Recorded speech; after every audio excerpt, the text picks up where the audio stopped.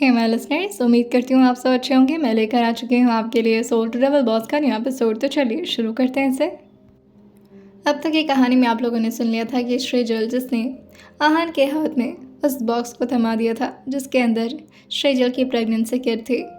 आहान थोड़ी देर तो उसी को देखते रह गए थे। श्रीजल धीरे से आहान के हाथ पर अपना हाथ सहलाते हुए कहती है, कहाँ गुम हो गए आप, कुछ बोलेंगे? आहान जो एकदम से अपने चेहरे को शेर की तरफ करते हैं और उस बॉक्स को साइड में रखते हुए शेर को ज़ोर से हग करते हुए कहते हैं, I I I can not believe this Shrijal. Shrijal जो इस तरह से आहान को इमोशनल होता हुआ देखकर आहान के बाजू पर धीरे से अपने हाथ को रखती है और अपने आप को आहान से दूर करने की कोशिश करने लगती है, लेकिन आहान ने उसको काफ़ी ज़ोर से पकड़ रखा था। श्रीजल जो आहान से कहती है, क्या कर रहे, दब रही हूँ मैं। आहान एकदम से उसे झटके से छोड़ते हुए कहते हैं, ओह आई एम सॉरी। और ये बात वो श्रेय के चेहरे की तरफ नहीं बल्कि श्रेय के पेट की तरफ देखते हुए बोल रहे थे। श्रेय अपनी चुटकी बजाते हुए कहते हैं, अच्छा तो अब अगर कोई भी प्रॉब्लम होगी तो आप डायरेक्टली पेट पर देख करके बोलेंगे, यानी कि सिर्फ बच्चे से सॉरी, मुझसे कौन सॉरी बोलेगा? आहान जो उसको देखते हुए कहते हैं, तुम्हें हक करने के लिए सॉरी क्यों बोलूँ? हाँ, अगर बच्चे को कुछ तकलीफ़ होती है। श्रेय जो कहती है, इतनी जल्दी उसे तकलीफ़ नहीं होगी और अभी वो पूरी तरह से डेवलप थोड़ी ना हुआ है और अभी वो कुछ भी महसूस नहीं कर सकता। आहान जो से कहते हैं, जो भी हो, पर मुझे सच में बिलीव नहीं हो रहा, लाइक हमारी फैमिली होगी श्रीजल। श्रीजल इस तरह से आहान को हल्का इमोशनल और हल्की खुश होते हुए देखकर कहती है, हाँ तो आपकी ही मेहनत है, इसमें डाउट थोड़ी ना होनी चाहिए आपको। आहान जो उसका गाल खींचते हुए कहते हैं, लाइक तुम बहुत बदमाश हो गई हो। श्रीजल जो कहती है, मैं चाहती हूँ ना कि जो हमारा बच्चा हो वो मुझसे ज़्यादा डबल बदमाश हो और वो आपको इतना तंग करे और मेरा सारा बदला निकाले। आहान जो शेर के सामने अपने नी पर बेंड होते हैं और धीरे से अपने होठों को शेर के पेट के पास ले आते हुए उसको चूमते हुए कहते हैं, I'll be waiting for you, my बच्चा। I'll try to be the best dad। Shrijal जो आहान के बाल को धीरे से सहलाती है और उनसे कहती है, सबसे पहले आप अच्छे से हस्बैंड बनकर दिखाइए। आपको पता है ना, ये 9 महीने आपको मेरा बहुत ख्याल रखना होगा। आहान जो से कहते हैं, वो तो मुझे पता है और मैं जी जान लगा दूंगा। पहले तो सिर्फ एक अकेली जान देता हूँ, अब तो 2-2 जान एक साथ है और मेरी तो ज़िंदगी तुम दोनों में बसती है। मुझे कुछ भी हो जाए तुम दोनों को कुछ नहीं होना चाहिए। श्रीजल आहान की बात सुनते हुए उनके होठों पर धीरे से अपने हाथ को सहलाते हुए कहती है, आपके बिना हम दोनों कुछ नहीं है, आपसे हम दोनों हैं। इस तरह की बातें मत किया करिए और आपको कुछ नहीं होगा। आहान जो शेर से थोड़ा दूर होते हैं और उसको पीछे ले जाकर बेड पर बैठाते हुए कहते हैं, अब तुम सिर्फ महारानियों की तरह रेस्ट करोगी, कोई काम करने की ज़रूरत नहीं है, सीढ़ी से ज़्यादा ऊपर नीचे भी नहीं जाना है तुम्हें। श्रीजल जो कहती है, वैसे मुझे नहीं लगता कि यहाँ पर कोई लिफ्ट है जिससे मैं ऊपर नीचे जाऊँगी। आहान जो से कहते हैं, ठीक है, मैं इंतज़ाम करवाता हूँ लिफ्ट का, राइट साइड में लगवा दो।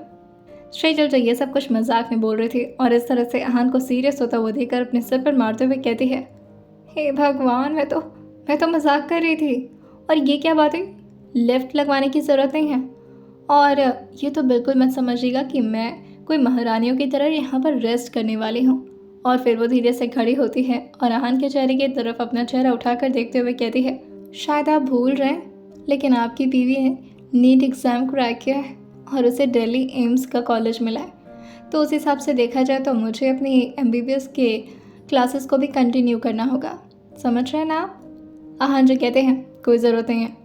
श्रेयल जो कहती हैं, अरे ज़रूरत कैसे नहीं है, बहुत ज़रूरत है और शायद आपको पता नहीं है, लेकिन जितना इस हालत में मैं काम करूँगी और जितना ज़्यादा मैं वर्कआउट करने की कोशिश करूँगी उतना हेल्दी बच्चा होगा और हेल्दी मम्मा भी रहेगी, समझ रहे हैं आप? आहान जो कहते हैं, ये ज़्यादा ना अपनी मेडिकल फ़िलॉसफी मुझे मत सुनाओ, मैं तुमसे ज़्यादा मेहनत नहीं करवा सकता।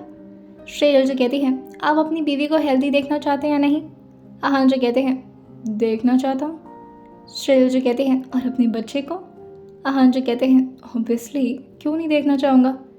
श्रेयल जो कहती हैं, तो इस वजह से मुझे हर दिन कॉलेज ड्रॉप कर दिया करेगा और लेने भी आ जाया करेगा, बस इतना ही फेवर चाहिए आपसे। बाकी सब आपकी बीवी हैंडल कर लेगी।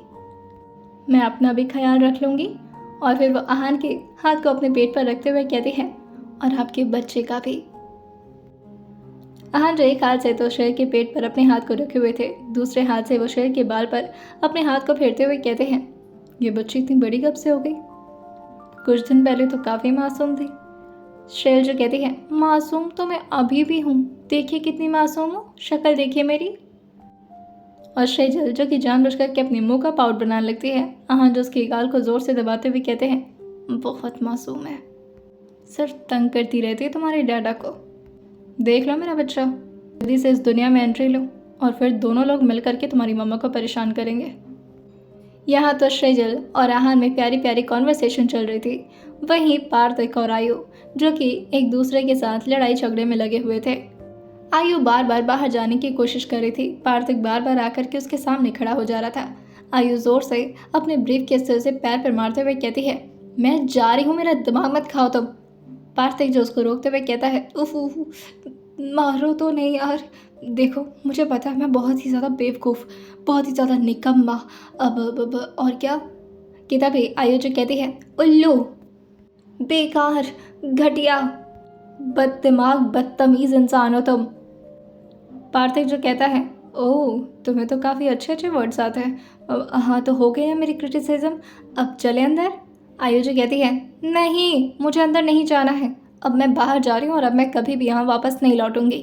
पार्थिव जो कहता है, प्लीज़ मेरी माँ ऐसा तो मत करो। ठीक है मैं तुम्हें खुद छोड़ कर आता हूँ। आयु जो कहती है, कोई ज़रूरत नहीं उसकी, मैं खुद चली जाऊँगी ना। किताबी पीछे से धर्म जी जो कि नीचे आते हुए कहते हैं, क्या हुआ, सुबह सुबह लड़ाइयाँ क्यों चल रही हैं भाई। पार्थिव जो धर्म जी के पास आते हुए कहता है, देखिए ना डैड, आयु घर छोड़ करके जा रही है। आयु जो कहती है, अरे ऐसा नहीं है, क्या बोल रहे हो पार्थिक। पार्थिक जो अब एक हलवे करते हुए कहता है, अब बोलो ना आयु, कुछ कह रही थी तुम। धर्म जी जो कहते हैं, क्या सुन रहा हूँ मैं बेटा, आप घर छोड़ करके जा रही हैं। आयु जो कहती हैं, नहीं नहीं घर छोड़ करके नहीं जा रही थी, लेकिन अब जाना तो पड़ेगा ना, अब ऐसे तो नहीं रह सकती ना हमेशा यहाँ पर। धर्म जी जो पार्थिक से कहते हैं, बात तो सही कह रही हैं, और कब तक वो ऐसे यहाँ पर रहेंगी। आयु जो इस बात को सुनकर के थोड़ी खुश हो गई थी, मगर पार्थिक जो परेशान होते हुए कहता है, डैडी ये कैसी बात है, ऐसे कैसे जा सकती है, और आपको तो उन्हें रोकना चाहिए ना। धर्म जी जो कहते हैं, शादी के बाद उसे यहीं पर आकर रहना है बेटा, आप इस तरह से डेस्परेट तो मत होइए, अभी तो सिर्फ एंगेजमेंट हुई है, कुछ दिन और रुक जाइए। पार्थिव जो कहता है, डैड अच्छा ठीक है, और फिर वायु के सामने आकर के कहता है, एक ही शर्त पर जाने दूंगा, तो मुझे ऑर्डर दो कि मैं तुम्हें छोड़ कर आऊँ। आयु जो कहती है, मेरा ऑर्डर कब से मानने लगे, पहले तो खुद ऑर्डर दिया करते थे। पार्थिव जो कहता है, अब पापा के सामने मेरी पोल तो मत खुलवाओ, देखो जो भी कुछ हुआ that was just a misunderstanding. आयु जो बोलते बोलते एकदम से रुक जाती है और उसका गला भी अब भारी होने लगा था, और वो पार्थिक से कहती है, मिसअंडरस्टैंडिंग पार्थिक, 3 साल के रिलेशनशिप के बाद तुम किसी और के एक छोटे से मैसेज को देकर के उसे मिसअंडरस्टैंडिंग का नाम कैसे दे सकते हो। ये कहो कि तुम्हें मुझ पर भरोसा ही नहीं था। तुमने अगर एक बार भी मेरी बात ठीक से सुनी होती तब तुम्हें समझ में आता कि आखिर कौन सही था और कौन गलत। पार्थिक जो कहता है, I know I was wrong, but उस वक्त मुझे कुछ समझ नहीं आ रहा था, ट्राई टू अंडरस्टैंड। और मेरे पर उस वक्त का सिचुएशन ही कुछ ऐसा था कि मैं जानता हूँ कि मैंने बहुत बड़ी गलती की है, जब मैं अपने भाई भाभी को नहीं समझ पाया, जब मैं अपने डैड को, जिसके साथ मैं पूरी ज़िंदगी रहा हूँ, मैं अपने डैड को ब्लेम करना शुरू कर दिया। तुम समझ नहीं सकते हो कि मेरे साथ उस वक्त क्या चल रहा था, कह सकते हो कि मेरा उस वक्त बुरा वक्त चल रहा था और मेरा दिमाग ठीक से काम नहीं कर पा रहा था, कुछ भी सही गलत को मैं जज नहीं कर पा रहा था। प्लीज़ ट्राई टू अंडरस्टैंड आयु, आई नो कि मुझसे गलती हुई है, पर इसका मतलब ये तो नहीं कि तुम मुझे दोबारा चांस नहीं दे सकती। आयु जो अपने रिंग को निकालते हुए कहती है, नहीं आई कैन नॉट। 3 साल के बाद अगर तुम इस तरह से मुझ पर ब्लेम कर सकते हो तो 2 दिन के और रिश्ते से क्या लगता है, सब कुछ ठीक हो जाएगा। आने वाले टाइम में कोई दूसरा तुम्हें फिर से मैसेज कर देगा और तुम फिर से मुझ पर ब्लेम करना शुरू कर दोगे। यू नो व्हाट, भाई भाभी एंड डैड का रिलेशन ना फिर भी खून का रिश्ता है, तुम्हारा परिवार है वो, but I am not your family. मैं सिर्फ तुम्हारे ट्रस्ट पर यहाँ तुम्हारे साथ रह सकती हूँ, अदरवाइज हमारा कोई भी कनेक्शन नहीं है। सो नाउ दैट्स इट, और वो ज़ोर ज़ोर से अपने रिंग को निकालना शुरू कर देती है, लेकिन उससे वो रिंग निकल नहीं पा रही थी। पार्थिक जिससे कहता है, कमोहन तुम खुद को हर्ट कर रही हो। आयु जो कहती है, तुमने कौन सा कम हर्ट किया मुझे, मेरी तकलीफ से कोई भी फ़र्क नहीं पड़ना चाहिए। मेरे साथ ये फॉर्मेलिटी अब और करने की ज़रूरत नहीं है पार्थिक। और वो फिर से उस रिंग को निकालते हुए कहती है, ये रिंग मुझसे भी निकल नहीं रही है, बट डोंट वरी, मैं इसे निकाल करके तुम्हें बाद में किसी से भिजवा दूंगी। और वो अपने बैग को लेकर के उसकी साइड से जाने लगती है। पार्थिक ज़ोर से चिल्लाते हुए कहता है, आई विश कभी निकले ही ना वो। वहीं रूम में श्रेजल जो कि आहान के फोरहेड पर अपना हाथ रखती है और उन्हें हल्का सा पीछे की तरफ पुश करते हुए कहती है, ओ मिस्टर, इसी तरह से घूरते रहेंगे क्या मुझे। आहान जो कहते हैं, तुम एक काम करो, तुम किसी से जाकर नज़र उतरवा लो, अगर यहाँ पर किसी को आता है नज़र उतारने तो। श्रेजल आहान की बात पर अपनी एक भावे चढ़ाते हुए कहती है, और वो क्यों। आहान जो से कहते हैं, मम्मा बनने के बाद कुछ ज़्यादा ही खूबसूरत लग रही हो तुम, कहीं ऐसा ना हो तो मैं नज़र लग जाए मेरी। श्रेजल आहान की बातें सुनते हुए कहती है, जो शख्स कभी इतना लॉजिकल था, अचानक से वो इतनी लॉजिकल बातें कब से करने लगा। आहान जो से कहते हैं, दूसरों के साथ जब चीज़ें होती हैं ना, तो हमेशा ऐसे ही लॉजिकल बातें निकलती हैं मुझसे, लेकिन अगर जब खुद पर पड़ती है तो समझ में आता है कि विश्वास करना चाहिए कुछ अंधविश्वास पर। और इसी तरह से मैं भी मानना शुरू कर चुका हूँ। श्रेजल जो तुरंत ही अपने पेंडेंट को दिखाते हुए कहती है, ये दिख रहा है आपको। आहान जो से देखते हुए कहते हैं, ये किसने दिया तुम्हें। श्रेजल जो आहान को देखते हुए कहती है, अरे गुस्सा क्यों हो रहे हैं, आयु ने दिया है, बोला जब तक प्रेगनेंसी आपकी पूरी नहीं हो जाती और बच्चा डिलीवर नहीं कर देती आप, तब तक इसे मत निकालिएगा। आहान जो कहते हैं, दैट्स ग्रेट, और वो काले धागे वागे जो पहनते हैं ना, वो सभी पहन लो तुम। श्रेजल हंसते हुए कहती है, इतना भी ओवर सिक्योर बनने की ज़रूरत नहीं है, ठीक है। और वो खड़े होते हुए कहती है, वैसे भी कॉलेज में जा कर के सब निकालना पड़ेगा। आहान जो कहते हैं, लेकिन इस पेंडेंट को तुम नहीं निकालोगी। श्रेजल कहती हैं, अच्छा बाबा नहीं निकालूंगी, अब जाइए तैयार हो जाइए। आहान जो खड़े होते हुए कहते हैं, सब कुछ पहले जैसे लग रहा है ना, कितना अच्छा अच्छा। श्रेजल आहान की तरफ देखते हुए कहती है, सब कुछ आपकी वजह से ही तो हुआ है। आहान जो से कहते हैं, नहीं, सब कुछ तुम्हारी वजह से हुआ है। अच्छा मैं सोच रहा था कि क्यों ना आज इतनी प्यारी सी खुशी में एक छोटा सा इवेंट रख लें। श्रेजल जो आहान की बातों पर थोड़ा खुश होते हुए कहती है, हाँ बिल्कुल सही कह रहे हैं, और सबको बुला लीजिएगा, वो क्यूट क्यूट से बच्चे भी आएंगे रिली के, कितना दिन हो गया उन्हें, कितना मिस कर रही हूँ मैं। और तभी उसके मुंह से निकल जाता है, और श्रुति को भी बुला लीजिएगा। आहान ने जैसे ही श्रेजल के मुंह से इनाम सुना था, वो गुस्सा करते हुए कहते हैं, श्रेजल, इस घर में उसका नाम भी ना लिया जाए तो बेहतर होगा। श्रेजल आहान की बातों को सुनकर तुरंत ही पीछे मुड़ते हुए कहती है, आखिर श्रुति से आपको दोबारा इतनी प्रॉब्लम क्यों हो रही है।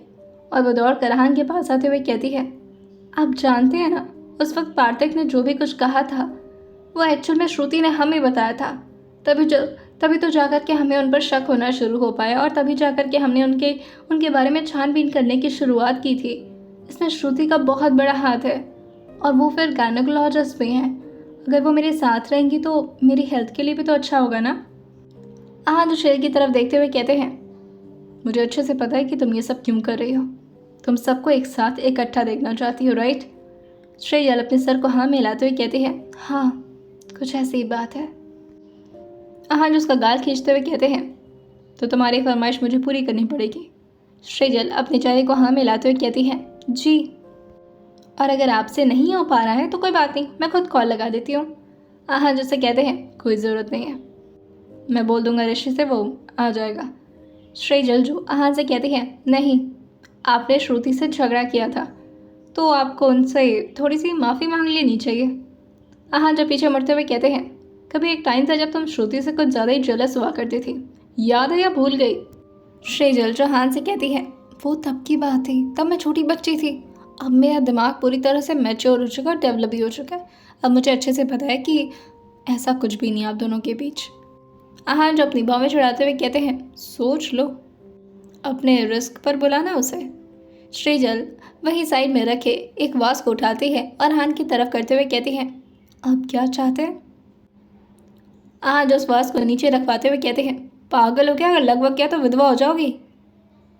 श्रेजल जो गुस्सा करते हुए कहती है, हाँ तो फिर इस तरह की बातें क्यों कर रहे हैं आप। आहान जो हंसते हुए कहते हैं, मैं तो बस परेशान कर रहा था। और देखना चाह रहा था कि तुम गुस्से में क्या कर सकती हो। श्रेयल जो कहती है, आप सोच भी नहीं सकते अब मैं क्या क्या कर सकती हूँ। चाहे जल्दी से नहा कर आइए, तब तक मैं श्रुति से बात करती हूँ। आहान जो कहते हैं, रहने दो, मैं कर लूँगा ना बात उससे। श्रेजल जो जोर से वास को टेबल पर रखते हुए कहती है, अच्छा आइए बात करवाती हूँ आपकी उनसे। वहीं ब्रेकफास्ट के लिए सब लोग डाइनिंग टेबल पर अब आकर के बैठ चुके थे, लेकिन बेचारे पार्थे का मुंह अभी भी काफ़ी ज़्यादा निराश था। इस तरह अकेला अकेला देख करके पार्थे को ईरा उसके बगल में आकर के चुपचाप बैठ जाता है और लगातार अपनी प्यारी प्यारी निगाहों से पार्थे को ही देखने लगता है।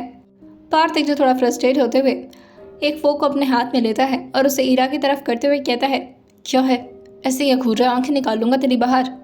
ईरा जो उसको देखता है और फिर सामने की तरफ देखते हुए कहता है, तुम काफ़ी खूंखार हो गए हो, अब तुम मेरे पुराने वाले पार्थक नहीं रह गए, मुझे तुमसे डर लग रहा है, तुम बहुत बुरे हो गए हो, मैं तुम्हारे साथ नहीं रहूँगा। और ये बोल करके वो तुरंत ही जल्दी से नीचे उतरता है और अपने रूम की तरफ भागने लगता है। पार्थक एकदम से अपना कंधा उचकाते हुए कहता है, मैंने कुछ नहीं किया भाई, ये पागल हो गया शायद। आज उसको घूरते हुए कहते हैं, फोक अपने हाथ से हटाओ और चुपचाप से ब्रेकफास्ट करो, मुँह क्यों बनाए हो तुम। पार्थक जो कहता है, भाई वो आयु चली गई। धर्म जी जो कहते हैं, अरे कहाँ चली गई, अपने घर ही तो गई है, अब आप क्या चाहते हैं, अपने घर नहीं जाएगी तो फिर दुल्हन बनकर हमारे घर कैसे आएगी वो। पार्थक जो कहता है, हाँ डैड आप सही कह रहे हैं, लेकिन अब धर्म जी को तो नहीं पता था कि पार्थक की परेशानी की असली वजह क्या है, लेकिन इसके दिल का हाल आहान और श्रीजल अच्छी तरह से समझ पा रहे थे। वही रिया भी अब ब्रेकफास्ट लगाने लगे थे। यशवीर भी तैयार होकर के पार्थक के बगल में आकर बैठ जाता है और बहुत ही नॉर्मली बिहेव करता है। पार्थक जो यशवीर की तरफ घूमते हुए कहता है, भाई आपको तो सारे झगड़ों वगैरह को सुलझाने में बहुत मज़ा आता है ना, तो आप मेरी और मेरी आयु के बीच का जो मिसअंडरस्टैंडिंग है उसे भी क्लियर कर दोगे क्या। यशवीर ने आहान को बताया नहीं था कि वो पार्थक को सारी चीज़ें खुद बताने के लिए सिंगापुर जा रहा है। अब जैसे ही पार्थक ने ये बोला था, आहान जो कि एक बार पार्थक को देखते हैं और फिर यशवीर से इशारे में पूछते हैं, क्या बोल रहे हैं। यशवीर जल्दी से अपने चेहरे को नीचे करता है और पार्थक को धीरे से आवाज़ में समझाता है, पागल हो गया है क्या तू, चुपचाप से खाना खाओ और निकल यहाँ से। अगर सर को पता चला ना कि मैं बिना उनके परमिशन के सिंगापुर गया था तो जान लेना। पार्थक थोड़ा क्लोज यशवीर के जाते हुए कहता है, भाई ऐसे पुड़िया दबा करके मुंह में बात कर रहे हो क्या, ऐसे क्यों बोल रहे हो। यशवीर जो अपने चेयर को फिर से थोड़ा पीछे की तरफ खसकाते हुए कहता है, ब्रेकफास्ट करो पार्थक, इतना क्लोज आने की ज़रूरत नहीं मेरे। पार्थक जो फिर से अपने चेयर को उसके करीब लाते हुए कहता है, भाई आप समझने की कोशिश क्यों नहीं कर रहे, मेरी आयु मुझसे रूठ कर चली गई है, उसने बोला कि जैसे वो रिंग निकलेगी वो रिंग भी मेरे मुंह पर फेंक देगी, प्लीज़ भाई कुछ करो। यशवीर जो कहता है, देखो इस तरह से मुझसे बात मत करो, हाँ सर मुझे घूर रहे हैं, प्लीज़ ट्राई टू अंडरस्टैंड, मेरी वॉट लग जाएगी पागल। कि तभी धर्म जी जोड़ते हुए कहते हैं, भाई हमारा तो नाश्ता हो गया, रिया हमारी दवाइयाँ ले आकर हमें दे दीजिएगा हमारे रूम में। रिया जो कहती है, जी अंकल। वही दो स्टाफ आकर के धर्म जी को संभालते हुए उनके रूम की तरफ ले जाती है। वैसे तो उन्हें चलने में दिक्कत नहीं होती थी, मगर फिर भी स्टाफ उनके आगे पीछे लगे रहते थे। जैसे ही धर्म जी वहाँ से उठे थे, हाँ जो स्ट्रिक्ट में पूछते हैं, यशवीर क्या चल रहा है ये सब, और पार्थक ये क्यों बोल रहा है कि तुम उसको समझाने के लिए सिंगापुर गए थे बिना मेरी परमिशन के, वो भी। यशवीर जो कहता है, सिंगापुर तो नहीं बोला ना सर इसने। हाँ जो कहते हैं, तो ऑब्वियसली समझाने के लिए तुम कहाँ गए होगे, पार्थक तो सिंगापुर में था, तो तुम क्या श्रीलंका गए थे। यशवीर जो कहता है, नहीं नहीं। पार्थक जो कहता है, बताओ ना यशवीर भाई क्या हुआ, आप झूठ क्यों बोल रहे हो भाई से। यशवीर जो कहता है, तुम पागल तो नहीं हो गए पार्थक, क्या बकवास कर रहे हो। वो सर मैं। हाँ जैसे कहते हैं, तो तुम अब अपने फैसलों को बिना मुझसे पूछे लेने लगे, राइट, काफ़ी समझदार हो गया। हाँ जो यशवीर को घूरते हुए देखकर कहते हैं, आइंदा से अगर बिना मेरे परमिशन के कोई ऐसे आलतू फालतू काम करने की ट्राई भी किया तो जान लेना अच्छा नहीं होगा। मैंने कहा था ना तुमसे कि श्रेयल का ख्याल रखना, और तुम वहाँ सिंगापुर में थे। पार्थक जो कहता है, वो बस थोड़ी देर के लिए है। हाँ जो कहते हैं, तुमसे तो मैं बाद में बात करता हूँ। यशवीर मेक श्योर कि आइंदा से तुम ऐसी हरकत नहीं करोगे। यशवीर जो कहता है, ओके सर। श्रेजल आहान के हाथ पर अपना हाथ रखते हुए कहती है, अरे मुझे संभालने के लिए यहाँ पर और भी बहुत सारे लोग थे और आप इतना ज़्यादा टेंस क्यों हो जाते हैं? आहान जो से कहते हैं, क्योंकि मुझे डर लगता है तुम्हारे लिए, हर पल डर लगता है कि कहीं तुम्हें कुछ हो ना जाए। पता है श्रेजल, जब तुम्हें देखता हूँ तो लगता है कि इतनी सारी खुशियाँ मैं डिज़र्व भी करता हूँ या फिर बस मुझे ऐसे ही मिल गई है। कहीं सपना तो नहीं देख रहा हूँ? कहीं ऐसा ना हो कि मेरी आँख खुले और तुम मुझसे कहीं दूर हो जाओ? कहीं ऐसा तो नहीं कि तुम्हारा मिलना कोई वहम है मेरे लिए? बस इसी बात का डर लगा रहता है मुझे। कभी इतनी खूबसूरत ज़िंदगी मैंने देखी नहीं है ना, इसलिए। श्रेजल जोहान को संभालते हुए कहते हैं, ब्रेकफास्ट करिए और जो भी कुछ हो रहा है वो बिल्कुल सच है। और वो कान्हा जी की मूर्ति की तरफ दिखाते हुए कहती है, वो है ना, वो सब ठीक कर देते हैं। मेरी भी ज़िंदगी को देखिए, कितनी बदल दी है ना आपने, और हम दोनों को मिलाने का जरिया भी तो वही थे ना। चाहे हम जिस भी हालात में मिले हों, आज हम एक दूसरे को समझते हैं, उनकी वजह से सब कुछ बेहतर हो जाएगा। कार्तिक जो तुरंत ही टेबल बजाते हुए कहता है, कोई मेरी भी ज़िंदगी को देख लो, मेरा भी कुछ अला भला हो पाएगा या नहीं? आहान जो कहते हैं, जो गलती तुमने की है ना, उसके लिए मुझे लगता है कि आयु को 3 साल और तुमसे नाराज़ ही रहना चाहिए। पार्थिव जो कहता है, भाई मैंने कुछ नहीं किया, मैंने सिर्फ उसे डराया था। आहान जो कहते हैं, तो तुम्हें क्या लगता है कि तुम्हें यहाँ पर बैठ करके हम लोगों के सामने इस तरह से सफाइयाँ देनी होंगी? जा करके उसे वहाँ मनाओगे या फिर यहाँ पर हम लोग का सर खाओगे? पार्थिव जो एकदम से खड़े होते हुए कहता है, भाई आप तो ग्रेट हो, तुसी एक्चुअली ग्रेट हो भाई। और वो एकदम से आहान के पैर को पड़ते हुए कहता है, आपने ये आइडिया मुझे पहले क्यों नहीं दिया? आहान जो से कहते हैं, तुम्हें नहीं लगता कि कभी कभी तुम्हारा दिमाग घास चढ़ने के लिए चला जाता है? पार्थिव जो कहता है, आप सही कह रहे हो, मैं गधा हूँ। एक्चुअली हमेशा मेरा दिमाग घास चढ़ने के लिए गया होता है, कभी दिमाग से सोचते ही नहीं हूँ मैं क्या करना चाहिए क्या नहीं। और वो शेर को देखते हुए कहता है, भाभी आई एम डैम श्योर, पक्का आयु मुझे अपना लेगी। उसके घर वाले हैं ना, वो मुझे बहुत मानते हैं। मैं चलता हूँ उसके घर, ठीक है? और आई विश मैं उसे खुश करके वापस लौटूँ।